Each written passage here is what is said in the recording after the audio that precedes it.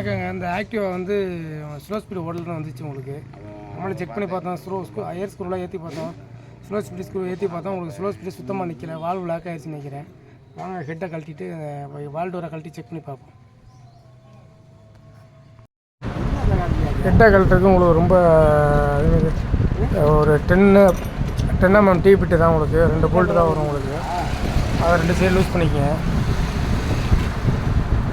ஆமாம்,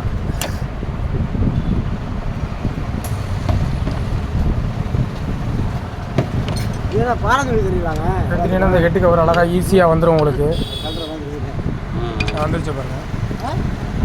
இப்போ வந்து டைமிங்கை வந்து அந்த கோடு இருக்கும் மேலே கீழேயும் டைமிங்கை நேராக வச்சுக்கோங்க. டைமிங்கை நேராக வச்சுக்கிட்டீங்கன்னு வச்சுக்கோங்களேன். வால்வு சேஃப் பார்த்தீங்கன்னா மேலேயும் கீழேயும் இன்லெட் வால்வு எக்ஸாஸ்ட் வால்வு ரெண்டையும் செக் பண்ணி பாருங்கள். இந்த வண்டியில் பார்த்தீங்கன்னா எக்ஸாஸ்ட் வால்வு வந்து ஃபுல்லாக லாக் ஆகிடுச்சு உங்களுக்கு.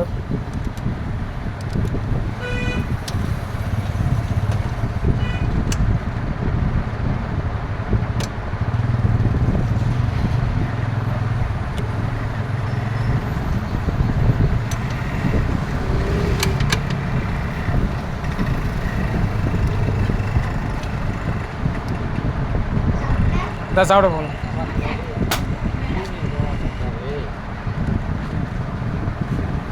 பார்த்துக்கணும், கீ வால்வு தான் லாக் ஆகிருக்கு உங்களுக்கு.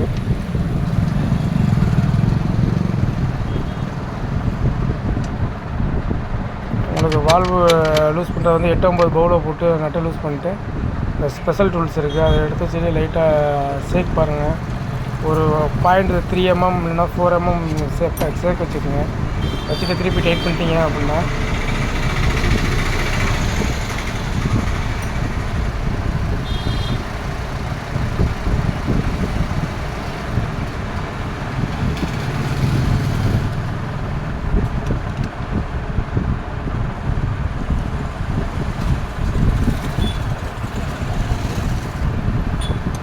எக்ஸாஸ்ட் வால்வு தான் லாக் ஆகிருக்கு. 8-9 பவுலு டைட் பண்ணிக்கிட்டோம் அப்படின்னா லூஸ் பண்ணியாச்சு. அந்த ஸ்பெஷல் டூலை வந்து போட்டு லைட்டாக ஒரு 0.4 mm லூஸ் பண்ணிக்கிட்டு திருப்பி டைட் பண்ணிக்கோங்க. அவ்வளோதான், டைட் பண்ணியாச்சு உங்களுக்கு. 2 சைடு வால்வும் வந்து கிளியரன்ஸ் கரெக்டாக இருக்குது. இப்போ அந்த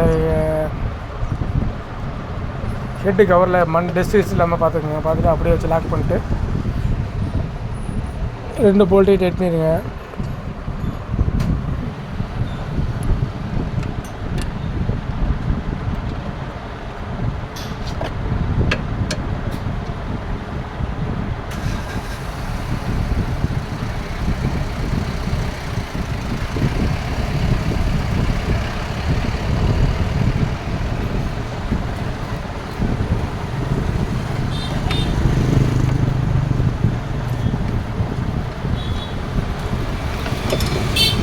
போட்டது மேலே ஃபில்டர் ஓஸை வந்து கரெக்டாக மாற்றிடுங்க. அவ்வளோதான், வண்டியை ஸ்டார்ட் பண்ணிட்டு இருந்துச்சிங்கன்னா உங்களுக்கு ஸ்லோ ஸ்பீடு தெளிவாக ஓடும். உங்களுக்கு எல்லோரும் ஈஸியாக நீங்கள் வீட்டிலே பார்த்துடலாம். உங்களுக்கு இந்த மாதிரி ஸ்லோ ஸ்பீடு ஓடலாம் அப்படின்னா இது ஒரு கம்ப்ளைண்ட் உங்களுக்கு. அடுத்தபடியாக பார்த்தீங்கன்னா கார்பரேட்டர் கழட்டி பார்க்குற மாதிரி இருக்கும். Slow speed jet block ஆகிருக்கலாம்.